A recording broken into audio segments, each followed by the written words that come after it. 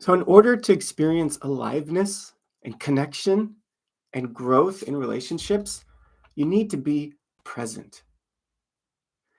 And that's not typically how we operate. And by present, I mean really fully here, able to experience what is. But typically, we are always acting out in what we call ego patterns. We have filters that we operate from. And the ego, by its nature, has a tendency to fixate, attach, or distort, right? And so today I just want to talk briefly about how we fixate on polarities, right? On a certain kind of pole. So polarity is we have two interdependent, opposite values that are both needed in order for evolution to happen, in order for relationships to be alive and connected and growing and enlivening, right? And so what happens is we have two kinds of attachments. One is what we call the false self. And the false self is something like, I'm not good enough, or they don't love me, or they are rejecting me, or nobody tells me what to do, or my needs aren't important. I don't matter, right? These are early childhood wounds that we experience, and we create a false self identity from. And that false self identity lives with us throughout our whole lives. And when we're not conscious of it, when it's unconscious, it actually drives the whole ship, right? And so we walk into a relationship with an assumption that they're going to reject me, or they don't love me, or I don't matter, or whatever it might be. Yours is particular to you. The good news is that we can see it, and when we see it, we can be free from it.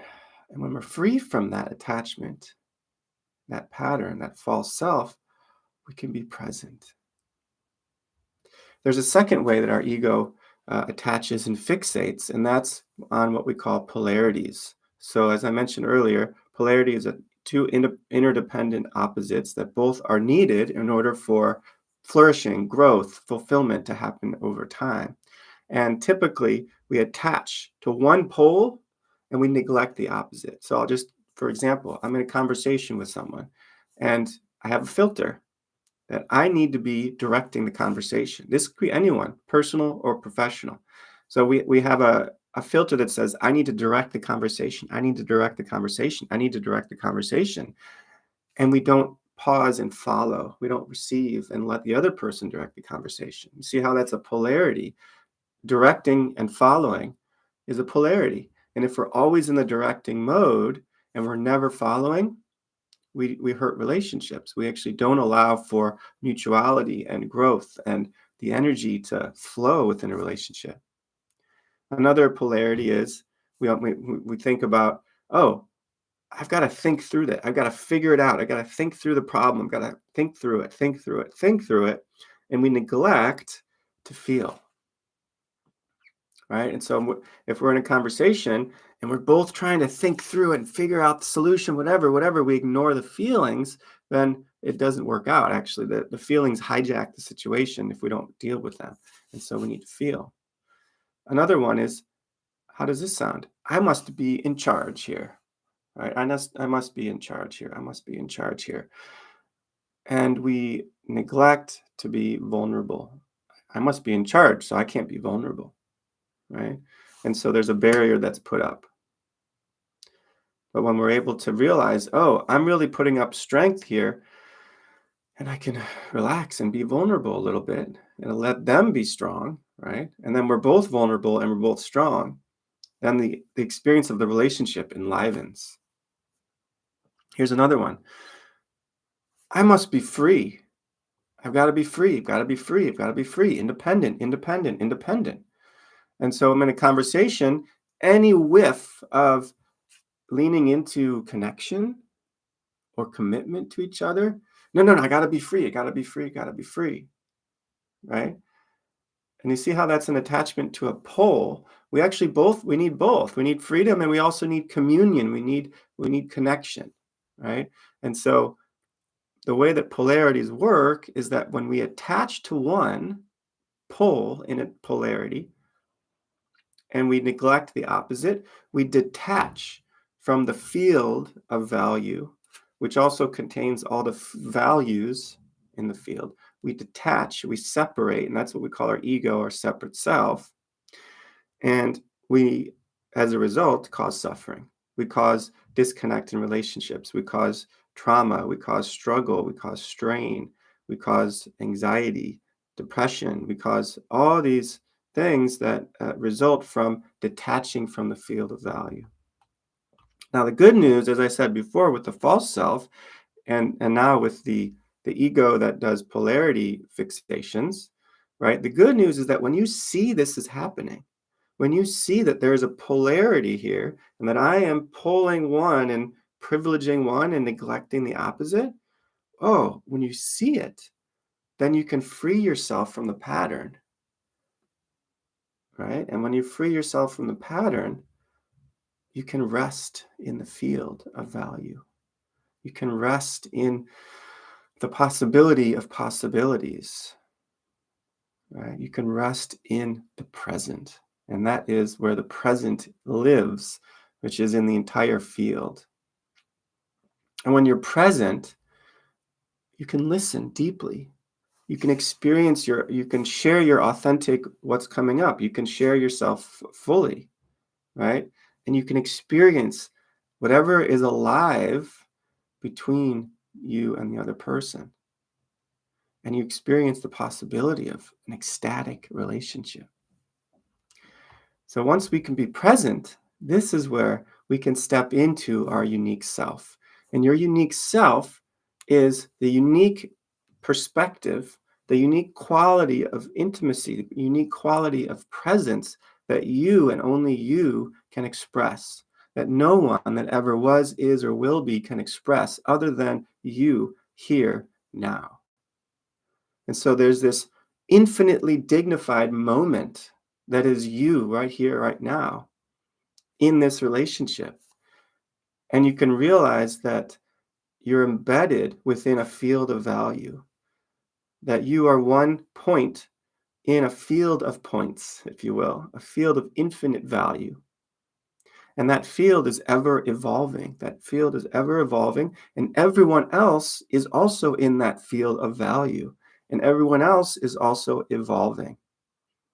And so, from your unique perspective as your unique self, you hold a value that's important to you. That actually is a function of your unique story, something that you need to hold. You know, for example, if when you were a child, you were persistently kind of forced to be part of the family and you kind of felt squashed and you felt sort of suffocated, then maybe you learned that I got to be independent, right? And so that's part of your life story. Now, but when you discover that that's what's happening, you can realize that the destiny that you hold is not just to react against the way you were, but to synergize and synthesize and be more whole because you're embedded within the field of value as your unique self. And so when you realize that from this place of presence, you realize that you are a unique self. What happens is you get curious. You get curious about what's possible here. Oh, what's possible here in the conversation.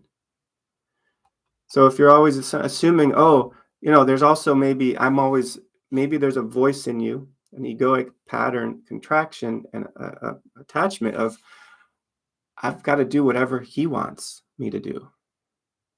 I've got to do what he wants me to do. Whatever he wants, whatever he wants, whatever he wants. And you ignore what you want.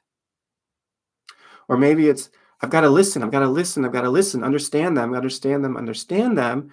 And then you neglect to share what is yours to share and let them listen to you, right? Or maybe you're always thinking, oh, I've got to act, I'm busy, you got to take action, action, action. Of course, then you never take time to be in a conversation. And so there's a way in which taking action is pulled out of the field of value and it neglects the opposite, which is reflection, pausing and reflecting. So action and reflection actually go together. Okay. So when you're in this conversation and you see that this is your unique self, their unique self, then you get curious. What's here? That's one. Two is you look for the overlap.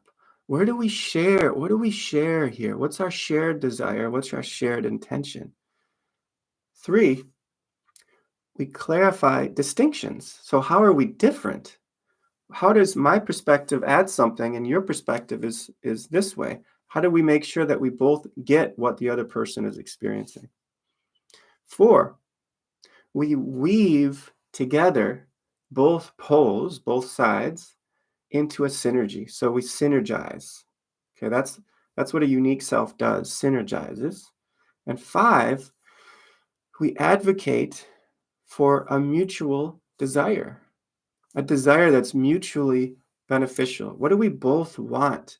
What is the horizon toward which we can both gaze and know that we're participating in the evolution of all that is expressed uniquely through you, through me, through the other person, through every single person in our relationships. So this is what it's like to live as a unique self. Can you experience that aliveness, that energy, the ecstasy, the possibility, the evolutionary current that moves through you when you're able to step into this, as opposed to being in this contracted, attached space where you separate from the field? No, actually embed within the field, feel the field, be in a unique expression of that evolving field. So that's my hope for you. It's hope for all people, that you can experience whatever is calling you in any of the relationships in your life. Experience what it could be like to have just a little more curiosity, a little more joy, a little more energy, a little more aliveness, a little more connection. And so that's why I'm inviting you to participate in our 6-week course called Activate Aliveness in Your Relationships. Starts February 18th, goes for 6 weeks. And here you're going to actually learn, what are these egoic attachments? How do I see them? How do I free from them? Rest in the field. And then how do I step into my unique self? Hope to see you there.